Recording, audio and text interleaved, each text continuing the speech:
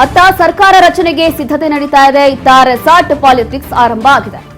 ನಿನ್ನೆ ವಿಜಯ್ ಜೊತೆ ಸಭೆ ಆಗ್ತಾ ಇದ್ದಂತೆ ಸ್ಥಳಾಂತರ ಮಾಡಲಾಗಿದೆ. ಟಿವಿಕೆಯ ಎಲ್ಲ ಎಂಎಲ್ಎಗಳು ರೆಸಾರ್ಟ್ಗೆ ಶಿಫ್ಟ್ ಆಗಿದ್ದಾರಂತೆ. ಈಗ ಮುಂದಿನ ರಾಜಕೀಯ ನಡೆ ಬಗ್ಗೆ ಈಗಾಗಲೇ ಚರ್ಚೆ ಆಗ್ತಾ ಇದೆ. ಬೆಂಬಲ ಖಚಿತ ಪಡಿಸಿಕೊಳ್ತಾ ಇರುವಂತಹ ದಳಪತಿ ಎಷ್ಟು ಶಾಸಕರು, ಯಾವ ಸ್ಥಳೀಯ ಪಕ್ಷಗಳಿಂದ ಯಾವ ಶಾಸಕರು ಬೆಂಬಲವನ್ನ ಸೂಚಿಸುತ್ತಾರೆ ಅನ್ನುವಂಥದ್ದು ಚರ್ಚೆ ಆಗ್ತಾ ಇದೆ. ಇದನ್ನ ಕನ್ಫರ್ಮ್ ಮಾಡಿಕೊಳ್ತಿದ್ದಾರೆ ಈಗ ವಿಜಯ್. ಹಾಗಾಗಿ ನಾಳೆ ಸಿಎಂ ಆಗಿ ವಿಜಯ್ ಪ್ರಮಾಣ ವಚನ ಸ್ವೀಕಾರ ಮಾಡ್ತಿದ್ದಾರೆ ಅನ್ನುವಂಥದ್ದು ಈಗಾಗಲೇ ಅಧಿಕೃತವಾಗಿ ಬಂದಿರುವಂತಹ ಮಾಹಿತಿ. ಹಾಗಾಗಿ ಪ್ರಮಾಣ ವಚನ ಸ್ವೀಕಾರ ಆಗೋಕ್ಕೂ ಮುಂಚೆಯೇ ಅವ್ರಿಗೂ ಕೂಡ ಕನ್ಫರ್ಮ್ ಆಗಬೇಕು, ಅದಕ್ಕೂ ಮುಂಚೆಯೇ ಅವ್ರಿಗೂ ಕೂಡ ಎಲ್ಲವೂ ಕೂಡ ಗೊತ್ತಿರಬೇಕು.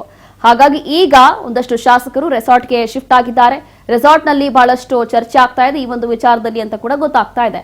ಹಾಗಾಗಿ ಒಂದು ಕಡೆ ಸರ್ಕಾರ ರಚನೆಗೆ ವಿಜಯ್ ಬಲು ಜೋರಾಗಿ ಸಿದ್ಧತೆಗಳನ್ನ ಮಾಡ್ತಾ ಇದ್ದಾರೆ, ಮತ್ತೊಂದು ಕಡೆ ರೆಸಾರ್ಟ್ ಪಾಲಿಟಿಕ್ಸ್ ಕೂಡ ಜೋರಾಗಿದೆ ತಮಿಳುನಾಡು ರಾಜಕೀಯದಲ್ಲಿ. ನಿನ್ನೆ ವಿಜಯ್ ಜೊತೆ ಒಂದಷ್ಟು ಸಭೆ ಆಗಿದೆ ಶಾಸಕರ ಜೊತೆ.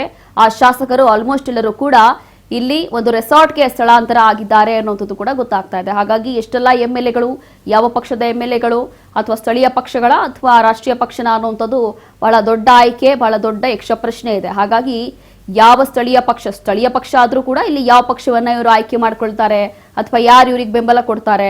ಸರಿ, ರಾಷ್ಟ್ರೀಯ ಪಕ್ಷ ಅಂತಂದ್ರೆ ಬಿಜೆಪಿ ಮತ್ತೆ ಕಾಂಗ್ರೆಸ್, ಈ ಪಕ್ಷದಿಂದ ಹೇಗೆ ಬೆಂಬಲ ಸಿಗುತ್ತೆ ಅಥವಾ ಇದರಲ್ಲಿ ವಿಜಯ್ ಯಾರನ್ನ ಆಯ್ಕೆ ಮಾಡ್ಕೊಳ್ತಾರೆ ಅನ್ನೋದು ಕೂಡ ದೊಡ್ಡ ಮಟ್ಟದಲ್ಲಿ ಈಗ ಸದ್ಯಕ್ಕೆ ಚರ್ಚೆ ಆಗ್ತಾ ಇದೆ. ಹಾಗಾಗಿ ಮುಂದಿನ ರಾಜಕೀಯ ನಡೆ ಬಗ್ಗೆ ಈಗಾಗಲೇ ಚರ್ಚೆ ಆಗ್ತಾ ಇದೆ ಕಳೆದ ಕೆಲ ದಿನಗಳಿಂದ. ಇನ್ನ ಯಾರೆಲ್ಲ ಬೆಂಬಲವನ್ನ ಕೊಡ್ತಾರೆ ಅಂತ ಹೇಳಿ ಕನ್ಫರ್ಮ್ ಮಾಡ್ಕೊಳ್ತಾ ಇದ್ದಾರೆ, ಖಚಿತಪಡಿಸಿಕೊಳ್ತಾ ಇದ್ದಾರೆ ದಳಪತಿ ವಿಜಯ್. ಅದರಲ್ಲೂ ಕೂಡ ನಾಳೆ ಸಿಎಂ ಆಗಿ ವಿಜಯ್ ಪ್ರಮಾಣ ವಚನ ಸ್ವೀಕಾರ ಮಾಡ್ತಾರೆ. ಅದಕ್ಕೂ ಮುಂಚೆಯೇ ಎಲ್ಲ ಸಿದ್ಧತೆಗಳು ಬಲು ಜೋರಾಗಿ ನಡೀತಾ ಇದೆ. ಹಾಗಾಗಿ ಇದೀಗ ಒಂದ್ ರೀತಿಯಾಗಿ ತಮಿಳುನಾಡಿನ ರಾಜಕೀಯದಲ್ಲಿ ದೊಡ್ಡ ಮಟ್ಟದಲ್ಲಿ ಇತಿಹಾಸವೇ ಬರೆದಿರುವಂತಹ ದಳಪತಿ ವಿಜಯ್ಗೆ ಯಾವೆಲ್ಲ ಪಕ್ಷಗಳಿಂದ ಬೆಂಬಲ ಸಿಗುತ್ತೆ ಅಂತ ಹೇಳಿ ಗೊತ್ತಿಲ್ಲ. ಮೊದಲನೇದಾಗಿ ರಾಷ್ಟ್ರೀಯ ಪಕ್ಷಗಳ ಬಗ್ಗೆ ಹೇಳೋದಾದ್ರೆ ಇಲ್ಲಿ ಈಗಾಗಲೇ ಕಾಂಗ್ರೆಸ್ ಕೂಡ ರಾಷ್ಟ್ರೀಯ ಪಕ್ಷ ಆಗಿದೆ. ಕಾಂಗ್ರೆಸ್ ಪಕ್ಷದಿಂದಲೂ ಕೂಡ ಎಲ್ಲ ಒಂದ್ ರೀತಿಯಾಗಿ ಕಾಂಗ್ರೆಸ್ ಪಕ್ಷವನ್ನ ಬೆಂಬಲಿಸಿ ಅಂತ ಹೇಳಿ ವಿಜಯ್ ಕೇಳ್ಕೊಂಡಿದ್ದಾರೆ ಅಂತ ಹೇಳಿ ಕೆಸಿ ವೇಣುಗೋಪಾಲ್ ಕೂಡ ಇದ್ರ ಬಗ್ಗೆ ಮಾಹಿತಿಯನ್ನ ಕೊಟ್ಟಿದ್ದಾರೆ. ಅದು ಎಷ್ಟರ ಮಟ್ಟಿಗೆ ಸತ್ಯ ಅಂತ ಹೇಳಿ ಗೊತ್ತಿಲ್ಲ. ಇದ್ರ ಬಗ್ಗೆ ವಿಜಯ್ ಅಧಿಕೃತವಾಗಿ ಯಾವುದೇ ಮಾಹಿತಿಯನ್ನ ಕೊಟ್ಟಿಲ್ಲ.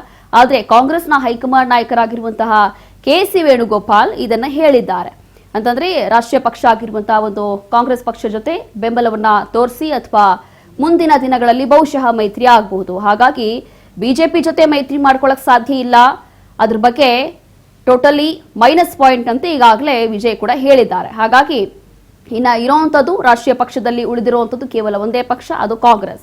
ಹಾಗಾಗಿ ಕಾಂಗ್ರೆಸ್ ಜೊತೆ ಮುಂದಿನ ದಿನಗಳಲ್ಲಿ ಮೈತ್ರಿ ಮಾಡ್ಕೊಳ್ತಾರಾ ಅನ್ನುವಂಥ ಚರ್ಚೆ ಕೂಡ ಆಗ್ತಾ ಇದೆ. ಸ್ಥಳೀಯ ಪಕ್ಷಗಳ ಜೊತೆ ಮೈತ್ರಿ ಮಾಡ್ಕೊಳ್ಳೋದಿಲ್ಲ ಅಂತ ಹೇಳಿ ಅಧಿಕೃತವಾಗಿ ಒಂದು ಮತದಾನದ ಫಲಿತಾಂಶ ದಿನವೇ ಮಾಹಿತಿಯನ್ನ ಕೊಟ್ಟಿದ್ರು. ಅದಾದ ನಂತರ ಸ್ಥಳೀಯ ಪಕ್ಷಗಳು ಇಲ್ಲ, ರಾಷ್ಟ್ರೀಯ ಪಕ್ಷಗಳಲ್ಲಿ 2 ಪಕ್ಷಗಳಲ್ಲಿ ಕೇವಲ ಕಾಂಗ್ರೆಸ್ ಮಾತ್ರ ಉಳಿದಿರುವಂತದ್ದು, ಬಿಜೆಪಿಗೂ ಇವರು ಮೈತ್ರಿ ಮಾಡ್ಕೊಳ್ಳಲ್ಲ ಅಂತ ಹೇಳಿದ್ದಾರೆ. ಹಾಗಾಗಿ ಸದ್ಯಕ್ಕೆ ಸ್ಥಳೀಯ ಪಕ್ಷವನ್ನ ಆಯ್ಕೆ ಮಾಡ್ತಾರಾ ಅಥವಾ ರಾಷ್ಟ್ರೀಯ ಪಕ್ಷವನ್ನ ಆಯ್ಕೆ ಮಾಡ್ತಾರಾ, ಯಾವ ಪಕ್ಷದಿಂದ ಎಷ್ಟು ಶಾಸಕರು ಬೆಂಬಲ ಸೂಚಿಸ್ತಾರೆ, ನಾಳೆ ಏನಾಗಬಹುದು ಅನ್ನುವಂಥದ್ದು ದೊಡ್ಡ ಮಟ್ಟದಲ್ಲಿ ಚರ್ಚೆ ಆಗ್ತಾ ಇದೆ. ಹಾಗಾಗಿ ನಾಳೆ ಸಿಎಂ ಆಗಿ ಅಧಿಕಾರವನ್ನ ಸ್ವೀಕಾರ ಮಾಡ್ತಾರೆ, ಪ್ರಮಾಣ ವಚನವನ್ನ ಸ್ವೀಕಾರ ಮಾಡ್ತಾರೆ ದಳಪತಿ ವಿಜಯ್. ಹಾಗಾಗಿ ನಾಳೆ ಮತ್ತೊಂದು ಇತಿಹಾಸ ಸೃಷ್ಟಿಯಾಗುತ್ತೆ, ಅದರಲ್ಲೂ ಕೂಡ ತಮಿಳುನಾಡು ಭಾಗದಲ್ಲಿ. ಈಗಾಗಲೇ ಒಂದು ರೀತಿಯಾಗಿ ಸುನಾಮಿಯನ್ನ ಎಬ್ಬಿಸಿದ್ದಾರೆ ದಳಪತಿ ವಿಜಯ್ ತಮಿಳುನಾಡು ಭಾಗದಲ್ಲಿ. ಈಗ ನಾಳೆಯೂ ಕೂಡ ಮತ್ತೊಂದು ಇತಿಹಾಸ ಸೃಷ್ಟಿಯಾಗುತ್ತೆ. ಯಾರು ಕೂಡ ಇಮ್ಯಾಜಿನ್ ಮಾಡ್ಕೊಂಡಿರ್ಲಿಲ್ಲ, ಯಾರು ಕೂಡ ಊಹಿಸಿರ್ಲಿಲ್ಲ. ಎಲ್ಲವೂ ಕೂಡ ಎಲ್ಲಾ ಸಮೀಕ್ಷೆಗಳು, ಎಲ್ಲ ಎಕ್ಸಿಟ್ ಪೋಲ್ಗಳು ಸುಳ್ಳಾಗಿ ಸಾಬೀತಾಗೋಯ್ತು. ಕಾರಣ ಏನು ಅಂತಂದ್ರೆ ಯಾವುದೇ ಕಾರಣಕ್ಕೂ ಇಲ್ಲಿ ಟಿವಿಕೆ ಪಕ್ಷ ಗೆಲ್ಲೋದಿಲ್ಲ ಅಥವಾ ಮುನ್ನಡೆ ಸಾಧಿಸೋದಿಲ್ಲ. ಆಲ್ಮೋಸ್ಟ್ 20ರಿಂದ 25 ಸೀಟ್ ಬಂದ್ರೆ ದೊಡ್ಡ ವಿಚಾರ ಅಂತ ಎಲ್ಲರೂ ಕೂಡ ಒಂದು ರೀತಿಯಾಗಿ ಟೀಕೆ ಮಾಡ್ತಾ ಇದ್ರು. ಆದ್ರೆ ಇದೆಲ್ಲವೂ ಕೂಡ ಉಲ್ಟಾ ಆಗೋಯ್ತು. ಎಲ್ಲ ಸಮೀಕ್ಷೆಗಳು, ಎಲ್ಲ ಎಕ್ಸಿಟ್ ಪೋಲ್ಗಳು ಕೂಡ ಸುಳ್ಳಾಗಿ ಸಾಬೀತಾಯ್ತು. ಕಾರಣ ಏನು ಅಂತಂದ್ರೆ ಆ ಮಟ್ಟಕ್ಕೆ ದಳಪತಿ ವಿಜಯ್ ತಮಿಳುನಾಡಲ್ಲಿ ಗೆದ್ದು ಬೀಗಿದ್ದಾರೆ. ಹಾಗಾಗಿ ಅದಾದ ನಂತರ ದಳಪತಿ ವಿಜಯ್ಗೆ ಬಹಳಷ್ಟು ಆಫರ್ಗಳು ಬರ್ತಾ ಇದೆ. ಯಾವ ಪಕ್ಷವನ್ನ ಅಥವಾ ಯಾವ ಆಫರ್ ಅನ್ನ ಇವರು ಸ್ವೀಕಾರ ಮಾಡ್ತಾರೆ ಅನ್ನೋಂಥದ್ದು ಕೂಡ ಈಗ ಚರ್ಚೆ ಆಗ್ತಾ ಇದೆ. ಇನ್ನ ನಾಳೆ ಆದಷ್ಟು ಬೇಗ 7ನೇ ತಾರೀಕು ಈಗಾಗಲೇ ಪ್ರಮಾಣ ವಚನ ಸ್ವೀಕಾರ ಮಾಡಲಿಕ್ಕೆ ವಿಜಯ್ ರೆಡಿಯಾಗಿದ್ದಾರೆ, ಸಿದ್ಧತೆ ಕೂಡ ಮಾಡಿಕೊಳ್ಳಲಾಗ್ತಾ ಇದೆ ಅನ್ನುವಂಥದ್ದು ಕೂಡ ಗೊತ್ತಾಗ್ತಾ ಇದೆ. ಹಾಗಾಗಿ ಯಾರ ಜೊತೆ ಏನ್ ಮೀಟಿಂಗ್ ಮಾಡಬೇಕು ಅಥವಾ ಯಾವ ನಿರ್ಧಾರವನ್ನ ಕೈಗೊಳ್ಳಬೇಕು, ಈಗಾಗಲೇ ಅಧಿಕಾರದಲ್ಲಿ ಬಂದ್ರೆ ಟಿವಿಕೆ ಪಕ್ಷ ಅಧಿಕಾರದಲ್ಲಿ ಬಂದ್ರೆ ಒಂದಷ್ಟು ಗ್ಯಾರಂಟಿ ಯೋಜನೆಗಳನ್ನು ಕೂಡ ಈಗಾಗಲೇ ವಿಜಯ್ ತಮಿಳುನಾಡು ಭಾಗದಲ್ಲಿ ಘೋಷಣೆ ಮಾಡಿದ್ದಾರೆ. ಇದೆಲ್ಲವೂ ಕೂಡ ಎಷ್ಟು ವರ್ಕೌಟ್ ಆಗುತ್ತೆ ಅಂತ ಹೇಳಿ ಗೊತ್ತಿಲ್ಲ, ಅಥವಾ ಏನೆಲ್ಲ ಮಾತುಗಳನ್ನ ಇವರು ಕೊಟ್ಟಿದ್ದಾರೋ ಅದೆಲ್ಲವೂ ಕೂಡ ನಡೆದುಕೊಳ್ತಾರಾ ಅನ್ನೋಂಥ ಚರ್ಚೆ. ಟಿವಿಕೆ ಜೊತೆಗೆ ಮೈತ್ರಿ ಮಾತುಕತೆ ಮುಂದುವರಿತಾ ಇದೆ ಈ ಒಂದು ಗೊಂದಲ. ಟಿವಿಕೆಗೆ ಬೆಂಬಲ ಕೊಡಲು ಕಾಂಗ್ರೆಸ್ ಉತ್ಸುಕತೆ ತೋರಿಸ್ತಾ ಇದೆ ಈಗ. ಆದರೆ ಇನ್ನೂ ಮೈತ್ರಿ ಬಗ್ಗೆ ಸ್ಪಷ್ಟ ನಿಲುವು ತಾಳದ ಟಿವಿಕೆ. ಈವರೆಗೂ ಮೈತ್ರಿ ಬಗ್ಗೆ ಯಾವುದೇ ಸ್ಪಷ್ಟ ಹೇಳಿಕೆಯನ್ನ ಕೊಟ್ಟಿಲ್ಲ.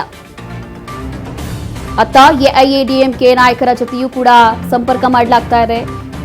ಮತ್ತೊಂದು ಕಡೆ ಕಾಂಗ್ರೆಸ್, ಹೀಗಾಗಿ ಕಾಂಗ್ರೆಸ್ ನಡೆಸಬೇಕಿದ್ದಂತಹ ಈ ಒಂದು ಚರ್ಚೆಯಲ್ಲಿ ನಿಜವಾಗ್ಲೂ ಕೂಡ ಇದು ಮೈತ್ರಿ ಆಗುತ್ತಾ ಅಂತ ಗೊತ್ತಿಲ್ಲ. ಈಗಾಗಲೇ ಇದ್ರ ಬಗ್ಗೆ ಮಾಹಿತಿಯನ್ನ ಕೊಡ್ತಾ ಇದೆ.